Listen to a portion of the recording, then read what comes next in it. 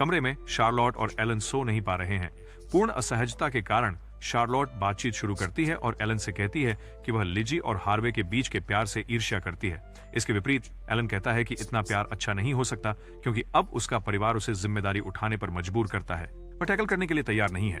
हालांकि चार्लोट इस पर जोर देती है कि लिजी और हार्वे आदर्श जोड़ी हैं।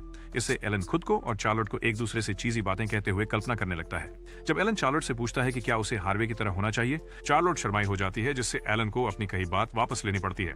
पल को जाने देने के बजाय चार्लोट फैसला करती है कि वह एलन से पूछे कि वह नाटक के दौरान उसे क्या बताना चाहता था, जिसमें ग्रिम ने उन्हें काम करने के लिए मजबूर किया था। एलन 1 मिनट के लिए रुकता है और सोचता है कि क्या उसे स्वीकार करना चाहिए या दोस्ती के जोन में ही फंसे रहना चाहिए। उस क्षण एलन को एहसास होता है कि वह कितना बेताबी से चाहता है कि वह जागे और देखे कि शार्लोट उसके लिए स्वादिष्ट नाश्ता बना रही हो और फिर वे खरीदारी करने जाए, क्योंकि वह जानता है कि अपनी महिला का ख्याल कैसे रखना है। उसी तरह शार्लोट का दिल भी डगमगाने लगता है जब वह एलन के साथ नई शरारती चीजें सीखने का सपना देखती है और दिन को समाप्त करती है एक दूसरे को शुभ रात्रि कहकर, जब तक सुबह नहीं होती और वे उन सभी चीजों को फिर से कर सकते हैं। फिर भी उनके दिल एक दूसरे को चाहते हुए उनके दिमाग उन्हें अन्य कारकों पर विचार करने के लिए मजबूर करते हैं।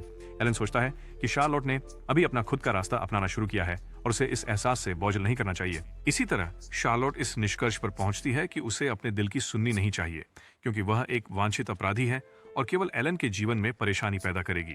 अंत में शार्लेट एलन से कहती है कि सो जाओ, क्योंकि उनके पास कल एक व्यस्त दिन होगा।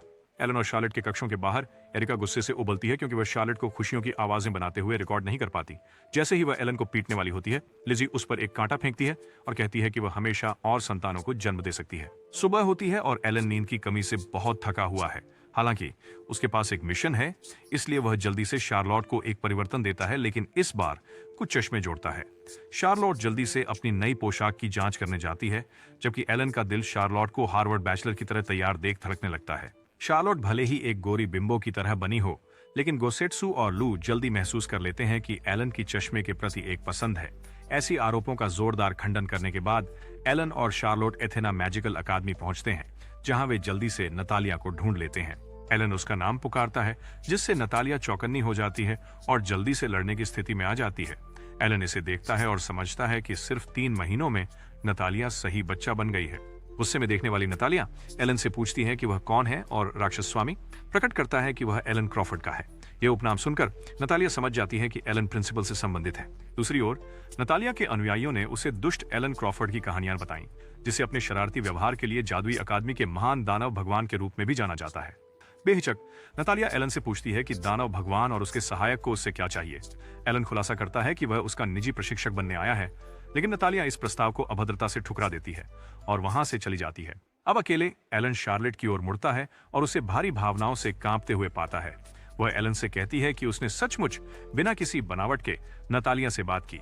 इसके जवाब में एलन उसे चेतावनी देता है कि उसे बात करने से अधिक करना होगा, क्योंकि जल्द ही वह नतालिया की बड़ी बहन बनने वाली है। अगले दिन एलन और शार्लोट नतालिया के साथ उसकी एक क्लास में शामिल होते हैं। कक्षा में नतालिया शिक्षक को होशियारी में मात देकर साबित करती है कि उसके जीन पूल में कोई गड़बड़ी नहीं है। उसकी बड़ी बहन चार्लोट, जिसने स्पष्ट रूप से सभी बेवकूफ जीन लिए हैं, एलन से कहती है कि उसे पता नहीं है कि क्या हो रहा है, लेकिन वह यहाँ होने में खुशी महसूस कर रही है। एलन इस मौके का फायदा उठाकर नतालिया से कहता है कि चूंकि वह इतनी समझदार है, उसे उसकी बेवकूफ सहायक चारो की मदद करनी चाहिए। चार्लोट चारो की भूमिका निभाते हुए खुशी से जोड़ती है कि वह हमेशा उसके मार्गदर्शन के लिए आभारी रहेगी, जिससे नतालिया दबाव में आ जाती है। कक्षा के बाद चार्लोट का स्वागत गोसेत्सु और लू द्वारा किया जाता है, जिससे नतालिया सहित सभी को आश्चर्य होता है, क्योंकि कैपिबारा और फीमर को पालतू जानवर के रूप में रखना असामान्य है। बाद में दोपहर के भोजन के समय चारो अधिक सलाद लेने के लिए खुद को माफ कर लेती है, जिससे नतालिया अकेली रह जाती है एलन के साथ। नतालिया ने एलन से पूछा कि क्या उसे उसके परिवार इवांस ने भेजा है।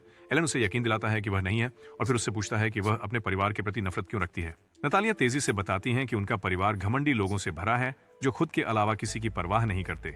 स्थिति को समझते हुए एलन को एहसास होता है कि नतालिया जादू इसलिए सीख रही हैं ताकि वह अपने परिवार से स्वतंत्र हो सकें। एलन नतालिया से और जानने के लिए शार्लोट के बारे में पूछता है, लेकिन इससे उसका मूड खराब हो जाता है और वह चली जाती है। हालांकि बाहर जाते समय नतालिया का सामना एक अन्य छात्र क्रिस और उसके अनुयायियों से होता है, जो नतालिया को चेतावनी देते हैं कि वह जल्द ही क्रिस के हाथों से करारी हार का सामना करेगी। नतालिया क्रिस को नजरअंदाज करती है जब तक कि उसके अनुयायी गरीब कमजोर चोरों को परेशान नहीं करते। इससे नतालिया इतनी परेशान हो जाती है कि वह कैफेटेरिया में झगड़ा शुरू कर देती है। एलन जल्दी से हस्तक्षेप करता है और एक सबस्पेस बैरियर बनाता है, जहां वह उन शैतानों को सबक सिखाने जा रहा है। तभी चोरो गुस्से में एलन और नतालिया से कहता है कि लड़ाई बहुत शैतानी है। बैरियर को नष्ट करने के बाद चोरो एलन और नतालिया दोनों को बुरा बच्चा होने के लिए माफी मांगने पर मजबूर करता है।